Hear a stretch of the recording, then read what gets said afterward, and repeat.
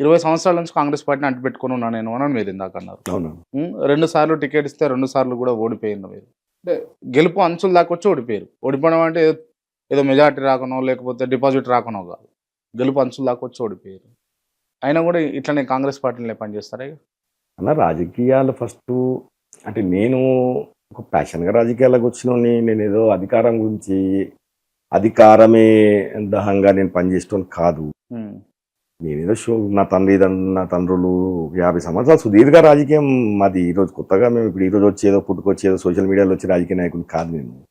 ఇప్పుడు 50 సంవత్సరాలు ఈ ప్రాంతంలో మా తండ్రులు సర్పంచ్గా ఒకసారి కాదు 10 4 సార్లు గెలుచుకుంటా, నేను సర్పంచ్గా నేను ఇవన్నీ కూడా ఈ ప్రాంతంలో కొంచెం మంచి చెడ్డకు చూసుకుంటా, పేదోళ్ళని కాపాడుకుంటా.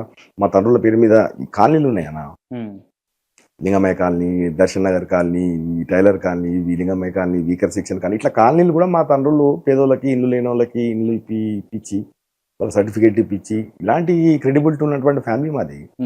కాబట్టి మేము సుదీర్ఘంగా నడుస్తున్నాం ప్రయాణంలో. కాబట్టి నేను ఓడిపోవడానికి కారణం కూడా చెప్పాలి ఇక్కడ అన్న. ఎందుకు ఓడిపోతున్నావు కదా శ్రీనివాస్ గౌడ్ గారు, మళ్ళీ మీకు 2 సార్లు టికెట్ ఇచ్చింది అనొచ్చు మీరు.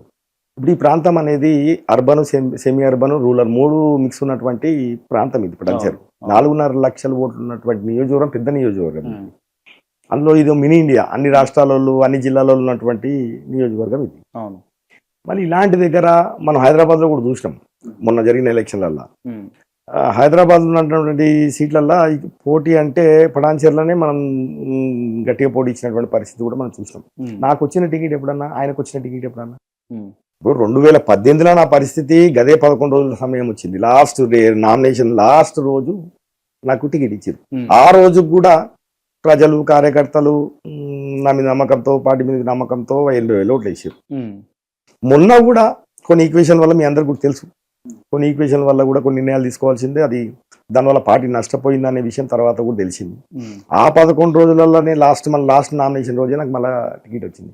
ఆయనకేమో 3 నెలల ముందు ఈయననే రన్నింగ్ ఎమ్మెల్యే, 2 సార్లు ఆల్రెడీ గెలిచింది, 3ఓసారి మళ్ళీ ఈయనకు బీఫామ్ ఇచ్చి వీధులలో తిప్పిరు ఈయనని. మళ్ళీ నేను 11 రోజులలో వచ్చి 1,00,000 ఓట్లన్నా. ఆ రోజు 2018లో ఆయన 40,000 మెజార్టీ, మొన్న 6,000 చిల్లర కన్లోట పోయి గెలిచినాడు. ఇంకో 3,000 ఓట్లు అయితే నేను ఎమ్మెల్యే నిలవదు. అంటే నేను 11 రోజుల ప్రయాణం నాది నడుస్తుంది పోటీ, ఆయనదేమో 3 నెలల సంది ఆయన రన్నింగ్ ఎమ్మెల్యేగా ఆయన నడుస్తుంది. ఒక విషయం చెప్పండి, సరే మీరు అంటున్నారు మీకు 1,00,000 ఓట్లు వచ్చినాయి అని చెప్పేసి, 80,000 నుంచి నేను 1,00,000 ఓట్లకు ప్రమోట్ అయినా, ఆయన 40,000 నుంచి 6,000కు డిమోట్ అయినా అని చెప్తారు కదా మీరు. మీకు పడ్డ ఓట్లా లేకపోతే అది కాంగ్రెస్ పార్టీకి పడ్డ ఓట్లా? మీకు పడ్డాయి. ఇప్పుడు ఏదైనా ఏ ప్రాంతంలో అయినా మీకు పడ్డ ఓట్లా కాంగ్రెస్ పార్టీ పడ్డ ఓట్లా? మీకు పడ్డ ఓట్లా కాంగ్రెస్ పార్టీ పడ్డ ఓట్లా?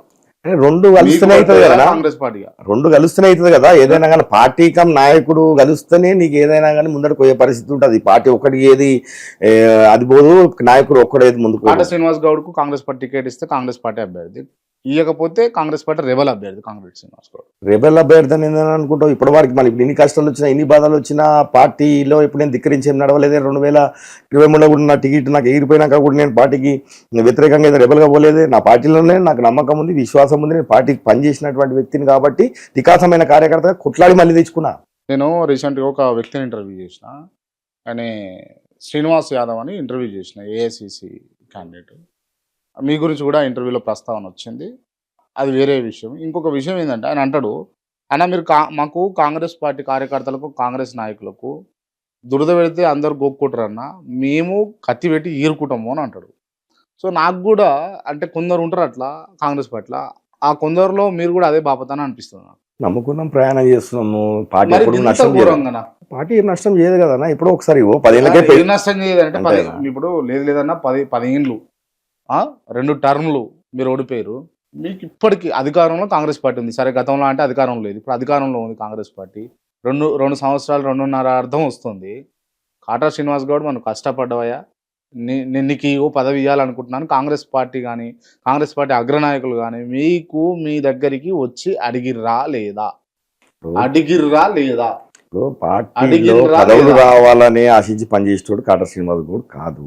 బట్ ఇవ్వాలి కదా, లాయల్టీని గుర్తు ఇవ్వాలి కదా. ఇస్తారేమో, ఇయరన్నా ఎందుకని అనుకోవాలి. నేను ఒక విషయం అడుగుతా, చెప్పండి. మీరు దామోదర్ రాజనరసింహను దాటి ఇప్పటి వరకు మీరు రేవంత్ రెడ్డిని ఎందుకు కలవాలి చెప్పండి? ఎందుకు కలవలే? రేవంత్ రెడ్డి కలిసిన, కానీ ఇప్పుడు తను ముఖ్యమంత్రి, ముఖ్యమంత్రి అయ్యిండు. ముఖ్యమంత్రి అయినప్పుడు అంత ఏమవుతుంది? లాయల్గా ఎందుకున్నారు మీరు దామోదర రాజనరసింహ గారు? అంటే ముందటి నుంచి ఏమైపోయిందంటే క్రాంతన్న, ఇప్పుడు ఈ ప్రాంతంలో ఆ రోజు నుంచి కూడా జిల్లా మంత్రిగా ఆయన సీనియర్ నాయకుడిగా, జిల్లా మంత్రిగా ఓ సీనియర్ నాయకుడిగా వారితోనే కొనసాగుతా ఉన్నాం. 2018 టికెట్ కావచ్చు, అంతకు ముందు కావచ్చు, వాళ్ళతో ఉన్నటువంటి అనుబంధంతో నడుస్తూనే ఉన్నాం మేము.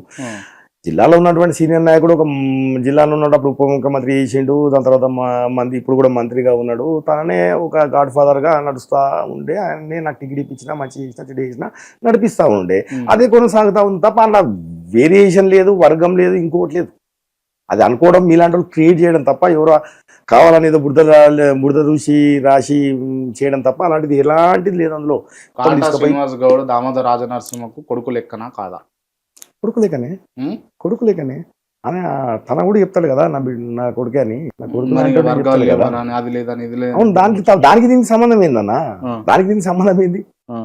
దానికి దీనికి సంబంధం ఏంది చెయ్యి కదా? జారిపోయినటువంటి ఏదైతే టికెట్ ఉందో ఆల్రెడీ ఒక వ్యక్తి పేరు డిక్లేర్ అయ్యి ఆల్రెడీ వచ్చినాకట కట్ చేస్తే మళ్ళా కాటా శ్రీనివాస్ గౌడ్ పేరు వస్తుంది టికెట్లలో. గంత పవర్ చూపించారు మీరు. నా కార్యకర్తలే కదన్నా, నా కార్యకర్తల బలమే కదా.